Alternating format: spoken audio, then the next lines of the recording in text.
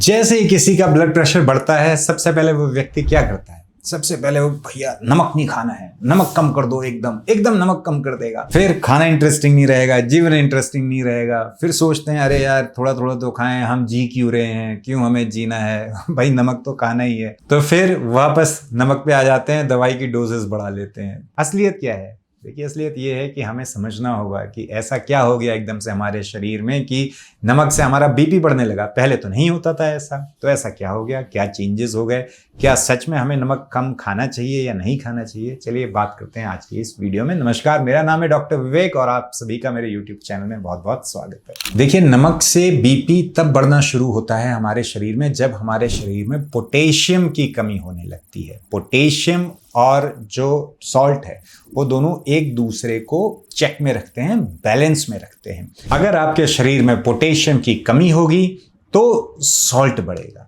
इससे क्या होगा? इससे आपका डिसबैलेंस होगा और इससे आपका बीपी फिर बढ़ेगा। तो सिर्फ सॉल्ट को कट करते रहो। इससे बढ़िया ये है कि आप अपने शरीर में इसके साथ साथ पोटेशियम को और बढ़ाना शुरू करिए। जब आप पोटेशियम बढ़ाएंगे तो सॉल्ट खुद ब खुद बैलेंस हो जाएगा। इसका मतलब ये नहीं है कि मैं ये कह रहा हूं कि खूब सारा आप सॉल्टी फूड खाना शुरू करो या खूब सारा नमक आप खाना शुरू करो। नहीं, नमक वैसे ही आप थोड़ा कट करके रखो। उसके साथ साथ अगर आप अपने शरीर में पोटेशियम को बढ़ा दोगे तो इससे जितना आप फीका खाना खा रहे हो, बिल्कुल मजा नहीं आ रहा है, उसकी जगह आप थोड़ा नमक ऐड कर पाओगे। इससे आप ऐसे जीवन भर स्वस्थ रहोगे, जीवन भर आपको स्वाद आएगा और कम नमक में भी आपको अच्छा लगेगा। तो इसीलिए हमें अपने शरीर में पोटेशियम को बढ़ाना है अगर आप चाहते हो आपका ब्लड प्रेशर अच्छा रहे। अब पोटेशियम बढ़ेगा कैसे हमारे शरीर में? बहुत आसान है। मैं कुछ चीजें बताता हूं जो पोटेशियम में रिच होती हैं, जैसे कि बनाना यानी कि केला आप 1 से 2 केले डेली खाने की आप आदत डालिए, इससे आपको पोटेशियम मिलेगा। शकरकंद, जिसका भी सीजन है, शकरकंद को आप खाना शुरू करिए, उससे भी आपको अच्छा पोटेशियम मिलना शुरू होगा। जितनी हरी सब्जियां हैं उनमें बहुत सारा पोटेशियम होता है। बहुत सारी दालें हैं, स्पेशली अरहर की दाल, मूंग की दाल, इसमें भी आपको पोटेशियम मिलता है। तो ये है कुछ चीजें जो मैंने अभी बताई हैं। बाकी आप और पढ़िए पोटेशियम के बारे में, कौन कौन से खाद्य पदार्थों में आपको ज्यादा पोटेशियम मिलेगा। तो पोटेशियम आप अपने शरीर में बढ़ाने की कोशिश करिए, इससे आपको ब्लड प्रेशर में हेल्प मिलेगी। दूसरी चीज जो बहुत इंपॉर्टेंट है ब्लड प्रेशर में, वो है मैग्नीशियम। इसके बारे में कोई बात नहीं करता, लेकिन मैंने अपनी प्रैक्टिस में बहुत अच्छे रिजल्ट्स देखे हैं मैग्नीशियम के, अगर किसी का ब्लड प्रेशर बढ़ता है तो।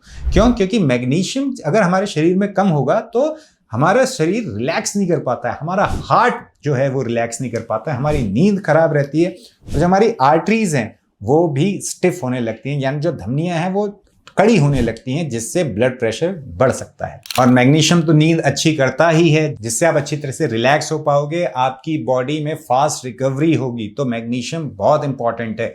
मैग्नीशियम कैसे खाते हैं? देखिए, मैग्नीशियम बहुत टाइप का होता है। मेरे हिसाब से बेस्ट होता है मैग्नीशियम ग्लाइसिनेट, वो भी विटामिन B6 के साथ। ये आपको एक साथ मिल जाएगा एक ही टैबलेट में। इसका आपको सेवन करना चाहिए। शुरू में 8-10 दिन आप 800 mg यानी 2 टैबलेट्स मैग्नीशियम ग्लाइसिनेट जो विटामिन B6 के साथ होता है उसकी आप खा सकते हैं 8-10 दिन। उसके बाद आप एक टैबलेट जो 400 mg की होती है उसको खा सकते हैं। खाते कैसे हैं? मैग्नीशियम खाया जाता है सिर्फ रात को सोने से 1 घंटा पहले। कितना खाना है? 2 से 3 महीने खाइए। उसके बाद आप कोशिश करिए मैग्नीशियम आपको खाने से मिले। टैबलेट हमें जीवन भर नहीं खानी है। अब मैग्नीशियम हमें खाने से कहां से मिलता है? मैग्नीशियम आपको मिल जाएगा तिल के बीज में, कद्दू के बीज में, जो डार्क चॉकलेट्स होती हैं उसमें मिल जाएगा। और ये है पूरी लिस्ट खाद्य पदार्थों की जिससे आपको मैग्नीशियम अच्छा मिल सकता है। आप और पढ़िए मैग्नीशियम आपको फूड से कैसे मिलेगा, खाने से कैसे मिलेगा, वहां से आप आगे से कोशिश करिए कि आपको मैग्नीशियम मिले और आपकी पूर्ति हो जाए मैग्नीशियम की, जिससे आपकी बॉडी में ब्लड प्रेशर पर अच्छा पॉजिटिव रिजल्ट रहेगा। जो मैग्नीशियम ग्लाइसिनेट है विटामिन B6 के साथ, ये आपको अमेजोन पर या आपको इंटरनेट पर इजिली मिल जाएगा। जो मैं इस्तेमाल करता हूँ, महंगा भी नहीं है, जो मैं यूज करता हूँ उसका मैं लिंक नीचे डिस्क्रिप्शन बॉक्स में डाल दूंगा, अगर आपको इंटरेस्ट है तो आप देख सकते हैं।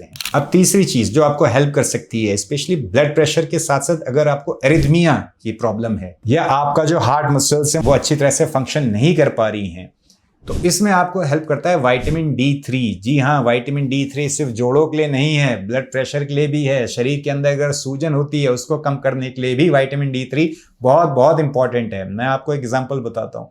मैं अपने एक रिलेटिव के यहाँ गया था, क्लोज रिलेटिव के यहाँ। उनके पैरों में रेगुलर सूजन हो रही थी, परेशानी हो रही थी। तो मैंने ऐसे ही लाकर उनको विटामिन D3 दिया और खिलाया। सिर्फ एक डोज से, जो 60,000 IU की, जो हर मेडिकल स्टोर में मिल जाता है, विटामिन D3 कैल्सीफेरॉल नाम से कैप्सूल फॉर्म में लाया। एक डोज दी मैंने, अगले दिन उनकी सूजन कम हो गई, सिर्फ एक डोज से।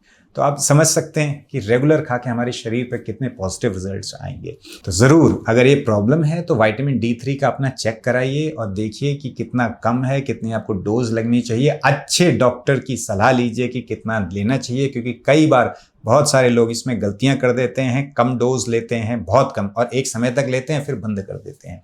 विटामिन D3 अगर बहुत कम है तो आप गोलियों से लीजिए, अगर ठीक ठाक है 40 के आसपास है तो आप सूरज की किरणों से विटामिन D3 लेने की कोशिश करिए। हमारी त्वचा, सूरज की किरणें जब हमारी त्वचा पर पड़ती हैं तो हमारा शरीर विटामिन D3 बनाता है। जी हाँ, ये हमें खाने से नहीं मिलता है। ये आपको या तो सूरज की किरणें जब आपके शरीर पे पड़ेंगी तब बनेगा, या फिर आपको ये खरीदना ही पड़ेगा। तो पहले कोशिश करिए, अगर अच्छा है आपके शरीर में, नॉर्मल है, तो आप सूरज की किरणों से इसको ज़्यादा लीजिए। सुबह शाम सूरज की किरणों में रहिए, कम से कम 1 घंटा आपको रहना है, धूप सेकनी है, इससे आपका विटामिन D3 बढ़ेगा। और भी बहुत सारे बेनिफिट होते हैं अगर आप सुबह की सूरज की किरणों में रहेंगे तो। उससे नहीं जा पाते हैं सूर्य में 1 घंटे के लिए, तो आपको विटामिन D3 लेना पड़ेगा मेडिकल स्टोर से, वो आपको हेल्प कर सकता है। कौन से ब्रांड का लेना है, क्या लेना है, जो आसपास आपके मिल रहा हो। विटामिन D3 जो आपके मेडिकल स्टोर में कैप्सूल फॉर्म में मिल रहा हो वो आप ले लीजिए, सारे ही अच्छे हैं। तो ये थी मेरी कुछ टिप्स आपके ब्लड प्रेशर को नॉर्मलाइज करने के लिए, आपके हार्ट को अच्छा रखने के लिए। अगर आप इंटरेस्टेड हैं आयुर्वेदिक दवाइयों में कौन सी अच्छी इफेक्ट करती है, क्या है, तो मेरी दूसरी वीडियो है जिसमें मैंने इसके बारे में बात की है।